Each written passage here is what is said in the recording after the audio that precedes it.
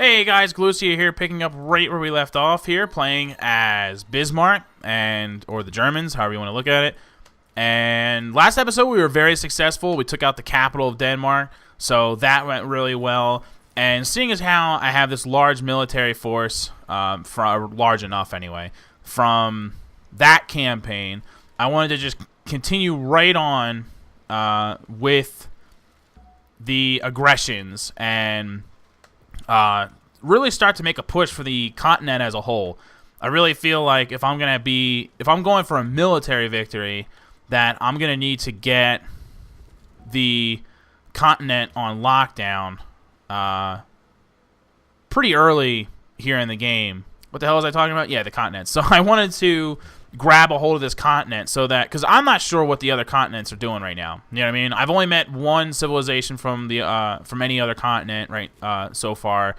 So I'm not sure exactly what it is that they're doing, how successful they are, so on and so forth. And I don't want to set myself up for failure. I want to own this continent so that I can make giant forces and send a huge army across the seas to the other continent that can just sweep across and really start to go for this military victory. So that's kind of where I'm at right now. So right now, my goal is to start war with Persia and go for one of their weaker cities, which right now he has a bunch of civilians in there. If I could snag all of those, that would be a good victory for me, because I actually, as I'm growing now, I have found myself at a shortage of workers, and I haven't been bothered yet to work on making new workers. So I have a very small group of workers trying to do a million different tasks, and it's really not working. He's gonna know that something's up here really soon, because there's more and more troops here on a daily basis showing up at his doorstep. Now with Persia, they're huge. They've done a lot of expansion, but that was all through settlers, not through their successful military campaigns. So just because they're large doesn't mean that they have a large military, but it could, because he has all these cities. So he should anyway have a pretty good sized capacity for making soldiers. And seeing me on his doorstep, he might start making soldiers. But because he was working so hard on making cities, maybe he doesn't have a large army. There's really no way to know yet. So we're just, it's a gamble. But, everything in a military campaign is a gamble. You're constantly just saying, okay, we're going to go for this. It's going to work or it's not. Okay. Oh, Hamburg. I was like, what? What's going on here? Hamburg is done with that. Guess we'll just keep working on Hamburg while they're there. I have like 3 workers. Like, these guys are working on a road in the middle of nowhere, and they're working on nothing really particularly important. They're working on Berlin, which is important, but that's it. 3 workers for the 5 cities that I already have, and I want to get more. So yeah. Okay, so he's in position there. That's where I want him to be. I don't think that hill's going to stop. I don't know if that hill stops. See, I always get confused sometimes when I play this game. I've been playing this game for a bagillion years, and well, I shouldn't say always, but I often get confused as to where I can put range units. I don't always get it right. Okay, I'm allied with them, so I can move them around the way. Let's put them over there so I can move him up. Now, he could definitely hit them there. That I know. Next turn, I'll probably go ahead and declare war. I got reinforcements on the way that are a bit, far behind, but they're making their way. And trebuchets are all over the place, so I don't think taking this city would be that big of an issue. I think the only thing I really have to worry about is any potential backlash from what he may have as a military, because I don't know what his military forces look like. I know he's got plenty of civilians. You are right to worry. As his civilians run away in fear. Oh, Jay does know. Oh, he's got Persian samurai. Lame sauce. Ah, finally. Finished Notre Dame. That's what I'm talking about. Whoa. Speaking of Persians, shoot you in the face, sir. They can go that way. Worry about the war stuff here in a second. I like to finish off with these non-war things first, just so I can focus on the war. Okay, so focusing on the war. Speaking of which, yeah, let's get a boat in the water. Still haven't even done that. They can make an armory for sure. Oh, nice. They have all kinds of tech available. What am I researching right now? Chivalry. Okay, so I won't worry about stealing chivalry. So we'll steal machinery. That's nice. Gives us crossbowmen. The ironworks, which is always good. And faster movement on roads, which is nice. Better to deploy our troops. That was a good thing to steal. Good thing to steal. Alright, so let's do this. The Landsknecht.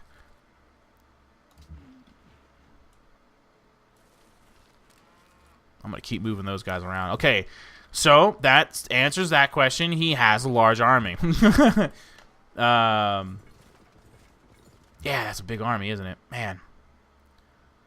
Oh, boy. Now, here's the moment of truth. I don't think these guys are going to be able to shoot them. No. What about you? It's just, I never understand, like, is a hill... Oh, my God. Oh, I didn't mean to do that. Well, that trebuchet is absolutely done for. That is gone. We might as well just flat out just consider that gone. What happened there? Can't believe it. Okay. Let's get these guys up.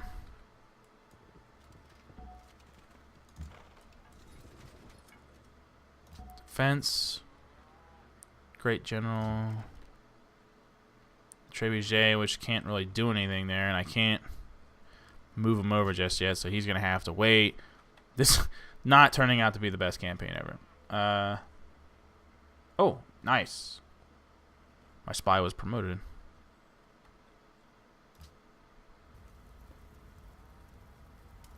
I swear not to spy on you anymore. Alright. That guy's mad. I'll move my spies. Wow, they didn't kill the trebuchet. Shocked. Like, legitly shocked. Alright. Make him good against that. Increase movement.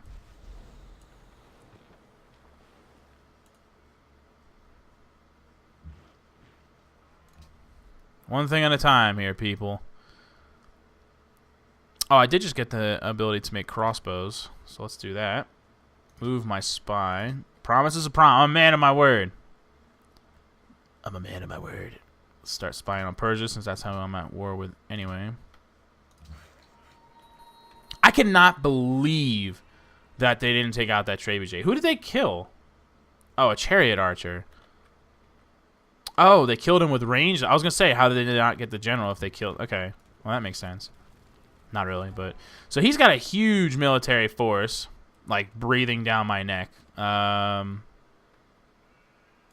not going to lie to you. It's intimidating. If I could take out the city before just flat out being wiped out, that wouldn't be such a bad thing. But at this point, I mean, that's really the best I could hope for, yeah? Just like, all right, well, I hope I'm not totally screwed.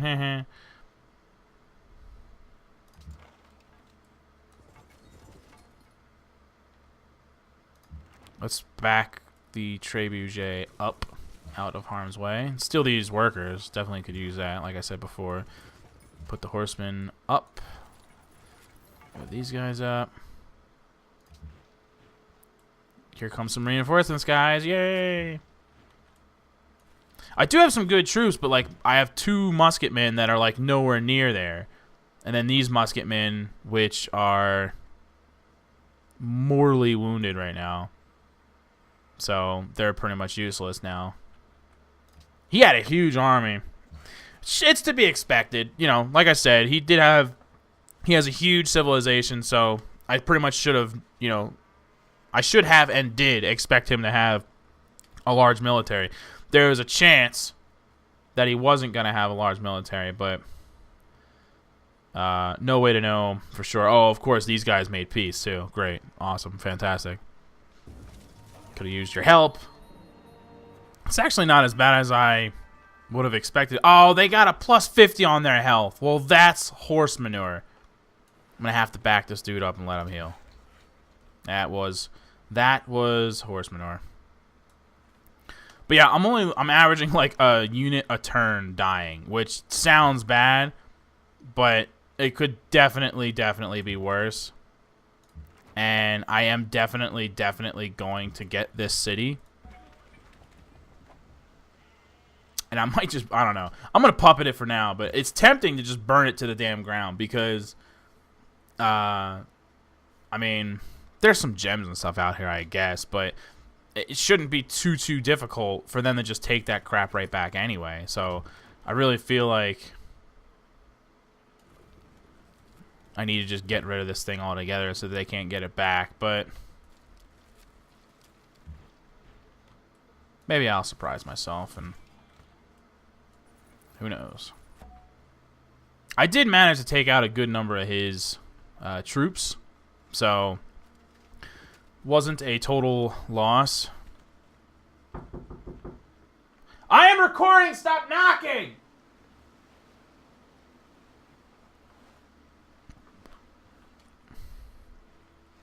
Okay, since I did make the Notre Dame and my happiness is really high, I'm going to go ahead and annex them. And then we'll get them working on a courthouse. I like being in control. I'm not even sure why, because I know it's not like the most beneficial thing to do or whatever. It's just, I don't know, it's just something about it. Like, I just feel the need to fully be in control of my troops. Nice. Okay, now we can get knights. That's a good thing. That is a very good thing, in fact.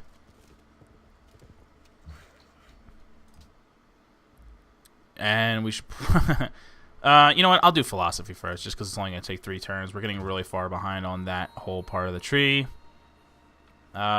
Sweet. They backed off, too. That's really good. So we can heal the units that we have. We also took some workers, which is nice. But I'm not inclined to begin work on this area, because they could still take it back. But what I will do instead is start working on a road, which will really help me out in a big way. And then we'll just move our dudes up here so that the trebuchets can move up as well. Like I said, he's obviously got a decent-sized military, but we fended them off well enough. But that was a really easy city to take as well. Not the most... you know, high-level city or whatever. I mean, with this size force that I now have left, the capital would obviously be out of the question. Probably any of its cities would be out of the question. They all have pretty large populations.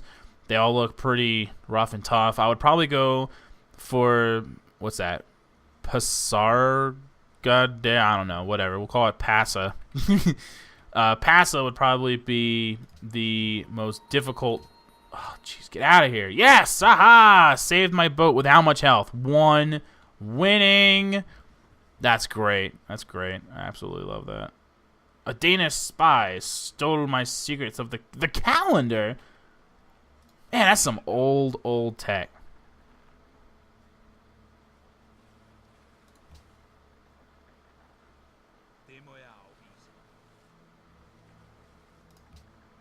What a jerk. I told him to stop spying on me, and he basically told me to go F myself. Alright, so... It's not very nice of him. But yeah, so for...